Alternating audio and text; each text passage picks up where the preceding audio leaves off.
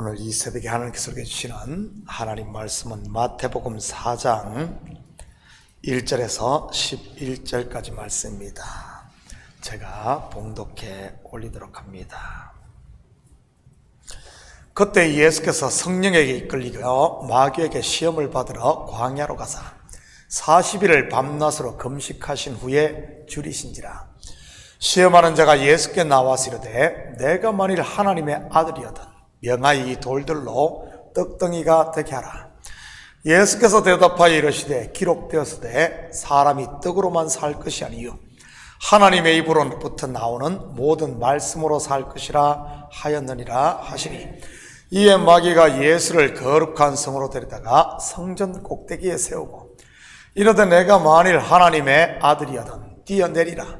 기록되었으되 그가 너를 위하여 그의 사자들을 명하시리니 그들이 손으로는 너를 받들어 발이 돌에 부딪히지 않게 하리로다 하였느니라.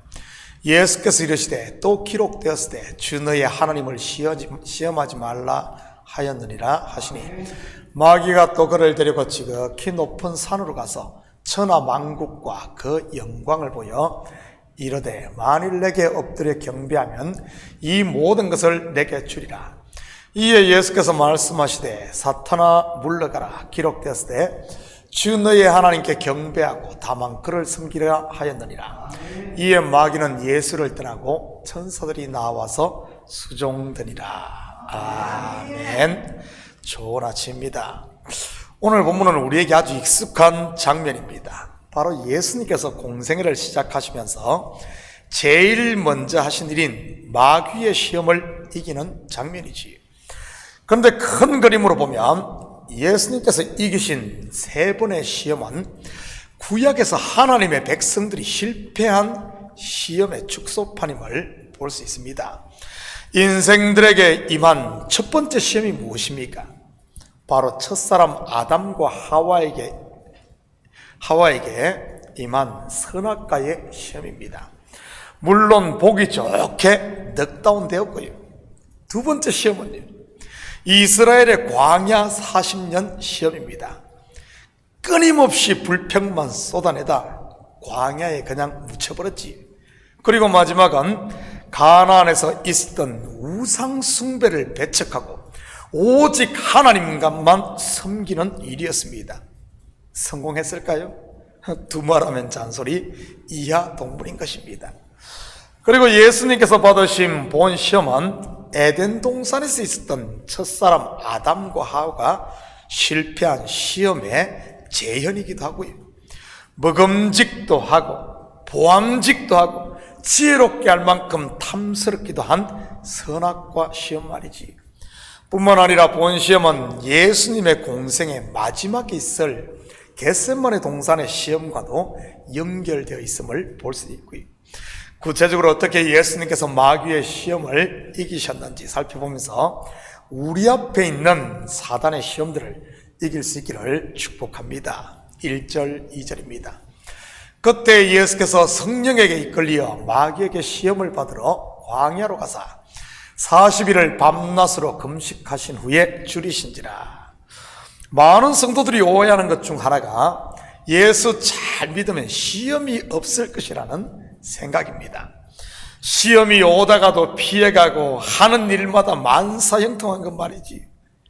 그런데 어떻습니까? 정말 그렇던가요? 물론 초신자 때는 그런 경험들을 하곤 합니다. 저도 그랬으니까요. 소원도 잘 이루어지고 시험이 오다가도 나만 피해가고 하는 일마다 슬슬 풀리는 것 말입니다. 그런데 신앙의 연조가 많아지고 하나님을 더 깊이 알면 알수록 나만 피해가던 시험이 이제는 나에게로 다 몰려오고 하는 일마다 죽기 살기로 싸워야 해결되는 것을 보게 됩니다. 믿음이 없어서 그런 것일까요? 아니면 제 믿음이 타락해서 그럴까요? 아닙니다. 성경의 인물, 소위 믿음 좋다는 믿음의 선진들도 마찬가지 아니던가요? 여러분, 성경에서 직접 이름을 언급한 3대 의인이 누구입니까? 노아와 욥과 그리고 다니엘입니다. 노아는 처음 성경에 이름이 나올 때부터 의인이라고 소개를 하고 있습니다. 한번 볼까요? 창세기 6장 9절입니다. 이것이 노아의 족본이라. 노아는 의인이요 당대 완전한 자라. 그는 하나님과 동행하였으며. 그런 노아에게 닥친 것이 무엇입니까? 전대미문의 홍수입니다. 세상을 전부 썰어버리는 무시무시한 홍수 심판 말이지. 여러분, 노아가 방주 속에 있었던 날이 얼마인 줄 아십니까? 무려 377일입니다. 저는 반나절만 배를 타도 거의 초죽음이 된데 말이지요. 노아 할아버지 세상의 모든 동물들과 방주 속에서 377일을 살았으니 이보다 더 혹독한 시험이 어디에 있겠습니까? 욥은 어떻습니까? 그의 시작 또한 예사롭지가 않습니다. 한번 볼까요? 욥 1장 1절입니다. 우스 땅에 욥이라 불리는 사람이 있었는데 그 사람은 온전하고 정직하여 하나님을 경외하며 악에서 떠난 자더라. 그는 그에게 닥친 시험은요, 두말하면 잔소리 아닙니까? 모든 것을 잃고 거기에 몸에 악창까지 생겼으니 말이지. 그뿐입니까? 그를 위로한답시고 온 가장 친한 친구들로부터 얼마나 시달립니까? 아마 지금 우리 성도들이 겪는 괴로움은 욥에 비하면 3발의 피에 불과할 것입니다. 3명의 친구들이 집요하게 괴롭혔으니까요. 다니엘은 어떻습니까? 말 그대로 신앙을 위해 목숨 내놓고 산 사람 아닙니까? 그런데 그에게 찾아온 시험은요, 시기와 모함, 결국에 사자굴에 던져지는 시험입니다. 구약의 인물들만 그런 것일까요? 아닙니다. 예수님의 제자들도 이하동문 아닙니까? 성령 충만 받고 부활의 신앙으로 무장된 그들 앞에 기다리는 것은 환난과 핍박, 각종 시험이었던 것입니다. 성령의 인도를 따라 갔는데도 말이지. 사도 바울의 예를 들어볼까요? 2차 선교행 때 그가 가기를 고집했던 곳이 어디입니까? 소아시아 내륙 지역에 있습니다. 그런데 성령이 강권하시는 곳은요, 마게도냐 지방, 곧 유럽이었습니다. 결국 성령께 순종해 갔던 마게도냐 첫성 빌립보, 어떤 일이 일어납니까? 그곳에 기다리고 있었던 것은 감옥이었던 것입니다. 물론 하나님께서 준비한 사람들과 함께 말이지, 후에 빌립보 교회를 세운 루디아를 얻고 감옥의 간수를 얻게 되고요. 여러분 앞에 시험이 있습니까? 하나님 왜 나만 그러냐고 불평하지 마시고 감사함으로 잘 이길 수 있기를 축복합니다. 누가 시험을 당하고 있습니까? 저 사람 시험 당한 저 정지하지 마시고 그를 위해 중보할 수 있기를 축복합니다. 그렇다면 예수님의 시험의 장소가 어디입니까? 광야입니다. 광야라는 단어의 성경 원어가 미드바르입니다. 그런데 하나님의 말씀이라는 이 말씀의 히브리어 단어 다바르가 이 광야 곧 미드바르와 같은 어원을 가진 단어입니다. 미드바르, 다바르 비슷하지 않습니까? 결국 광야에서 시험을 받았다는 영적인 의미는 말씀의 시험을 받았다는 의미를 내포하고 있는 것이지. 아담과 하와가 받았던 시험도 결국 이 하나님의 말씀에 대한 시험 아닙니까? 욥이 받은 시험 또한 영적으로 보면 율법 신앙에서 은혜 신앙으로 바뀌는 말씀에 대한 시험이었던 것이고요. 다니엘도 마찬가지고요. 말씀에 온전히 순종할 것인지 아니면 내 식으로 말씀을 적용할 것인지 말이지. 반드시 죽으리라냐 아니면 죽을까 하노라의 싸움 말입니다. 예수님께서 얼마 동안 시험을 받았습니까? 40일입니다. 여러분, 성경에 40이 갖는 의미가 뭐죠?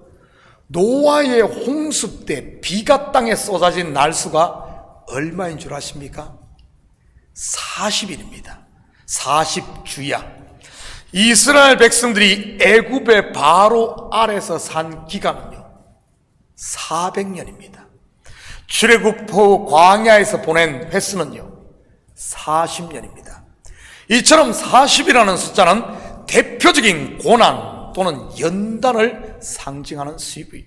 그렇다면 예수님께서 40일을 줄이신 이유가 무엇이겠습니까? 히브리서 4장 14절에서 16절입니다. 그러므로 우리에게 큰 대제사장이 계시니 성천하시니 곧 하나님의 아들 예수시라. 우리가 믿는 도리를 굳게 잡을지어다. 우리에게 있는 대제사장은 우리의 연약함을 동정하지 못하실 리가 아니요 모든 일에 우리와 똑같이 시험을 받으신 이시로되 죄는 없으시니라. 그러므로 우리는 긍휼하심을 받고 때를 따라 돕는 은혜를 얻기 위하여 은혜의 보좌 앞에 담대히 나아갈 것이니라. 바로 우리가 당하는 고난, 우리가 당하는 시험에 우리 예수님께서 친히 동참하시기 위함인 것 아니겠어요? 사실 우리 인생의 삶 자체가 주림 아닙니까? 마치 모든 것을 갖고도 선악과에 줄였던 아담과 하와처럼 말이지.